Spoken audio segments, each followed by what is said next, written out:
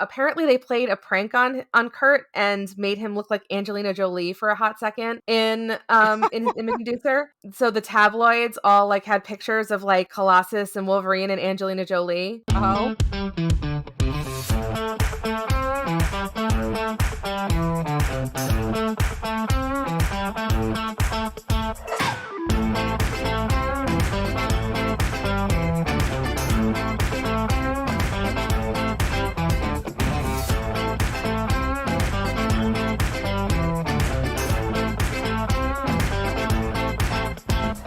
What is up, everybody? I am here, I'm queer, and I'm ready to talk all things Kurt Wagner. I hope you all are. I know my co-host here with me is...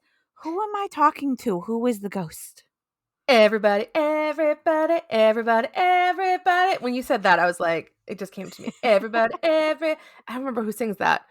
Anyway, this is Lisa over here, guys, aka the OG Nocturne. We are here to discuss Mr. Kurt Wagner. Something about him. I don't know what we're talking about. I do, at least. Tell me about Lauren. Tell me about it, stud. Yes, Grace again! God, it always goes back to Grease with us. I don't know what's going on. We gotta come up with a new musical. We're gonna do Music Man. Shaboopy, shaboopy. I'm just imagining Kurt singing "Hopelessly Devoted to You" to Rachel outside her window, and she's like, "Bitch, I'm a lesbian."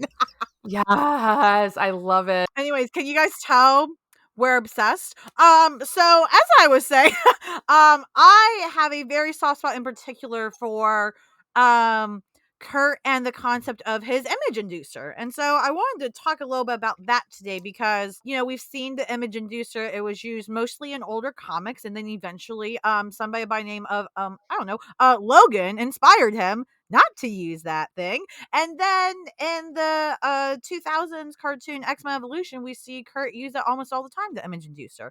And, you know, we know that he especially is a great representation of how you have to hide yourself because of society and why those things are, and also why you choose to, even if you could come out or show yourself, right? And I don't know, do you think, I'd actually like to frame the question but differently. I was thinking, do you think that Kurt, if he were in today's society, do you think he would need to use the image inducer? Yes, I think he would need to use it in today's society if he wanted to have a relatively simple life. Yes. I think so.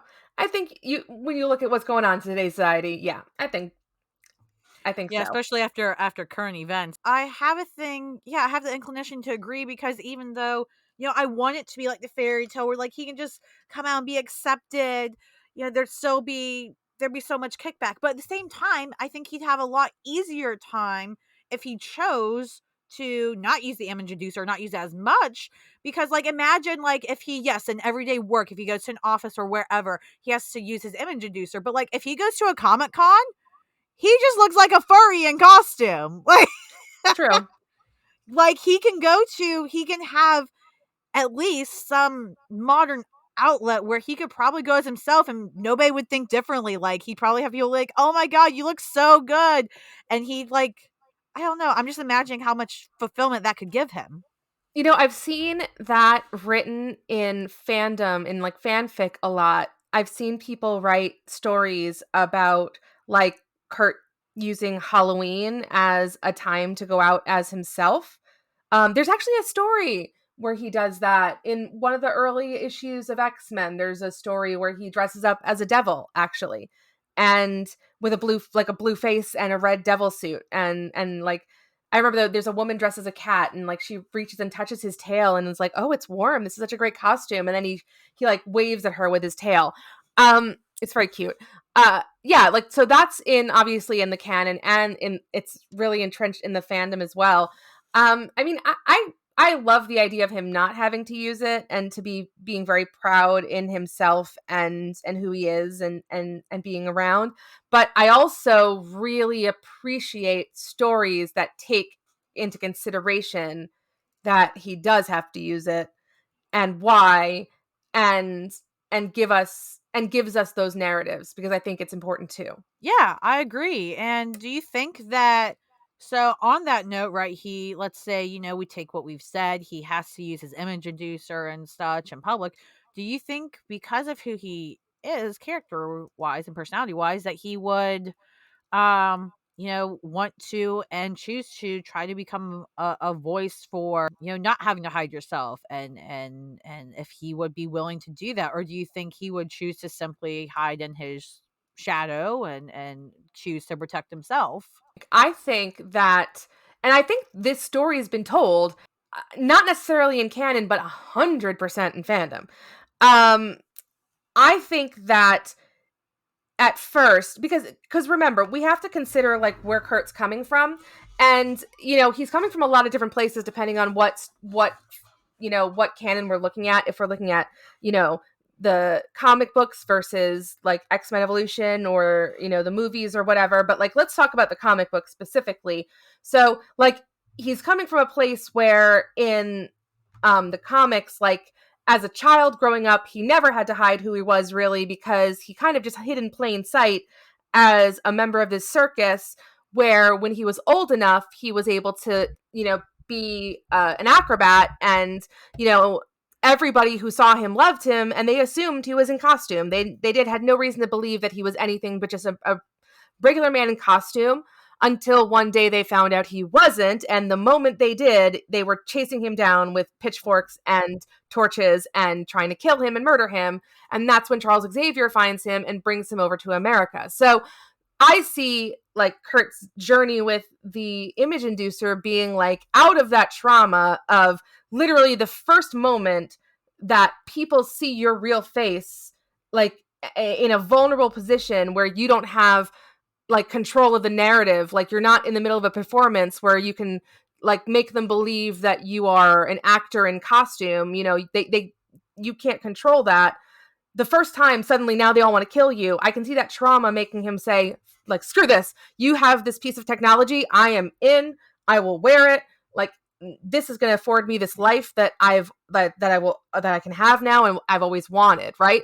However, what I see happening from that is, as he heals from that initial trauma and then sees other people like him going through the same things, and as he's becoming a hero with the X-Men, I see him understanding the responsibility of being like a recognizable hero who is physically mutated, and like, being like a representative or representation of that.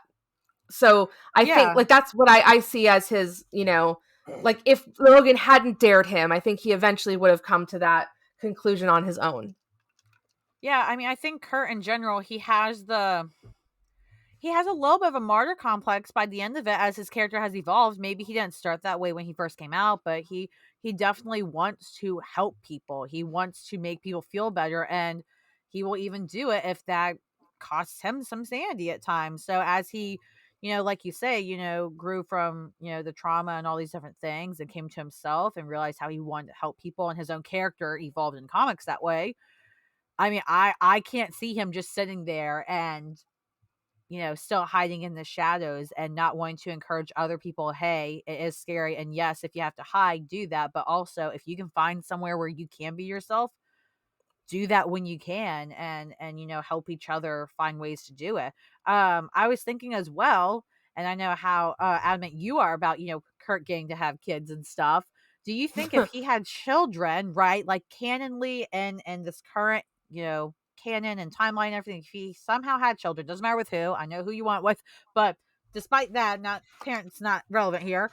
Do you think if he had a kid that looked like him, meaning they were blue as well and or had a tail, whatever, do you think he would have them wear an image inducer? Do you think he would make his child wear that at first? No, 100% no. And I'll say this as so in Earth 2182, where Nocturne is from, she did not grow up with an image inducer, and Kurt did not wear an image inducer when she was growing up either. It was not a part of their lexicon. Not only that, but she was sent to a public high school when she could have been sent to Xavier's Institute. So, like, Mm. basically, her parents made the decision, like, rather than say like we're just going to keep you at the Xavier Institute where like you are amongst your people and like you are safe and like nobody can do whatever. Like no, we're going to put you like with the humans, so to learn amongst the humans and be amongst the people. And she did that as herself. So, like there was clearly that importance on that side, of like that assimilation, I guess. And, you know, um it doesn't hurt that like she's the daughter of an Avenger. That doesn't hurt, right? But um yeah, no, I don't think he would ever make, cuz what I always, and this is part headcanon but part also just I think it's in the canon because we see it when Kurt meets TJ, like he's just so blown away by who she is. Um, I think that, I think when he sees his features in his children, he sees how beautiful they truly are. I asked that because I always find it interesting when, like, so somebody does something for themselves, but then they become a parent, and then they either say, "Oh, this was good enough for me, so it's good enough for my kid," and they do it. Good examples like spanking. If somebody's like, "I don't like spanking, but I got spanked as a kid, so I'm gonna spank my kid." I think that's dumb, but that's a whole other thing. But people Mhm. think like that, and so in this case, if Kurt thought similarly, well, if he wore an image inducer to protect himself and he truly believed that it did protect himself, why would he not do that for his own children? Why would he not want to protect his own children? But on the other hand, you're also right. Like, why would he want to teach his kids that they have to hide themselves? But then again, there's the reality of you do have to hide yourself or you could get hurt or people you love could get hurt. And I think that's the biggest thing. The image inducer, it always feels like you have to choose between those two things, even if you shouldn't have to. It's always a constant battle. Yeah, I think it's one of those I think the difference is it's like a systemic thing where, the decision that he's making for his children in this moment right now is going to affect every generation for not just his family, but like every family that is physically mutated here on out. Do you know what I mean? Because Yeah. so if we take the spanking metaphor, right? So it's if my parents spanked me, and they did not, don't worry. But if my parents spanked me and then I decide to spank my kids, and Mhm. then my kids decide to spank their kids, that has no effect really on like, you know, any other white people out there, right? It really has no effect on, anyone in my demographic. However, um being in a position he's in where he's a superhero and now he's got these children or a child, and he has the opportunity to teach this child, to love themselves and to teach society around them that people like them exist and they should exist and should be loved and deserve to be around. um it also helps every other mutant just like them, right? and Yeah. and it helps every generation that comes after that too. So that, I think that's the difference, and I think that's why he would be very, I think he would take it very personally. And if it was if his child was also Wanda's child, she would also take it very personally. So Yeah. No, that's a really good point. But that being said, the last thought I had about it was, I was just imagining, like what if we felt like we have to wear an image user? And I feel like a lot of people in reality, how kind of wear their own image inducers, right? Like you have to cover yourself, or there's people, especially in the LGBT community, but it's also a term in other communities where you pass as something that you're not.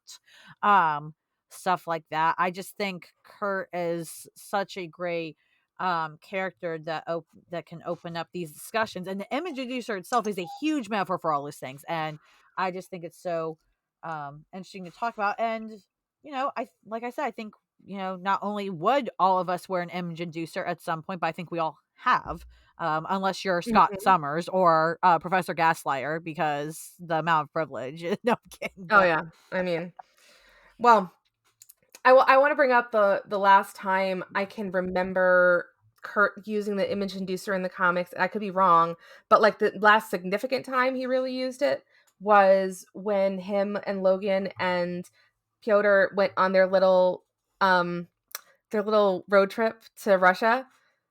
that's right. And Yeah, it was super cute. And like so what I always love about in the comics, and not every artist does this, but they always did it in the beginning.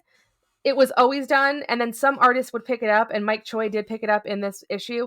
Was Kurt always looks like Errol Flynn when he's in his image inducer, like always, like he always looks like Errol Uh-huh. Flynn, which I think is adorable because he just wants to be Errol Flynn. And the other thing is, apparently they played a prank on Kurt and made him look like Angelina Jolie for a hot second in his image inducer. Oh. So the tabloids all like had pictures of like Colossus and Wolverine and Angelina Jolie. I don't know. It's stupid, but I thought it was funny. So I love that, and I like that it sounds like it was used in a much more humorous context, which is oh nice yeah, hmm considering that it is, yeah, we've talked mostly serious about, but also the image producer can just invite a lot of fun and chaos. So I like that, and that's kind of the note I kind of feel like it's a good place to wrap up. Is it would be cool to see another revisit with Kurt and the image inducer, and seeing another time where it's just chaos. It just causes some chaos. I mean, perfect for the holiday season. Everybody keeps tossing it around at the Christmas party or the Hanukkah party or whatever party they're at. Oh, absolutely. Oh my god, could you even imagine? That would be such a disaster. Hey, wait a minute. I have a question. Where was the image inducer when Wanda was murdered? That's a great question, Lisa. You're coming in. Detective Lisa's in today, I'm here. guys. I'm here, guys. I'm here. Call Holes. Get him on the phone. I'm here. We're ready. Detective Lisa's here, and soon enough, we'll have Judge Lisa coming in with the ruling on Detective Lisa's findings. Thank you, everybody. Exactly. Exactly. We're ready. We're ready. We're ready. We're ready and raring to go. I am ready. Guilty. He's guilty. I don't even know who he is, but he's Guilty. guilty. I don't know. But it's a Pietro. man. That's all that matters. It's a man. It's definitely a man. It's probably Pietro. Guys, this has been amazing. Thanks for coming and listening again. I don't know if you can tell, but we really love talking about Nightcrawler. So, and clearly you love listening. I was gonna say, it's like this is a Nightcrawler podcast or something. Crazy. I know, that was so weird, right? So weird. But Who yeah, so does that? who does that, right? It's weird. I've been Lisa. You can find me at the OG Nocturne. That's NACHTURNE on Twitter. You can also find us and all of our links at simplyamazingpod.com. That is our beautiful website with our new blog. Guys, we're everywhere. We're literally everywhere. We're behind you right now. Did you look? I bet you looked. Oh my god. I bet you looked. And then Lauren, where can they find you? Right behind you, that smell with the brimstone? That's me. Just kidding. You can find me on Twitter at friendlymBHD. Bye. And if you are one of those people that is sitting here wondering, when will I get my comic accurate Nightcrawler Funko? I'm with you, and I just want to remind you that just like whenever we get that Funko is going to be, you are simply amazing.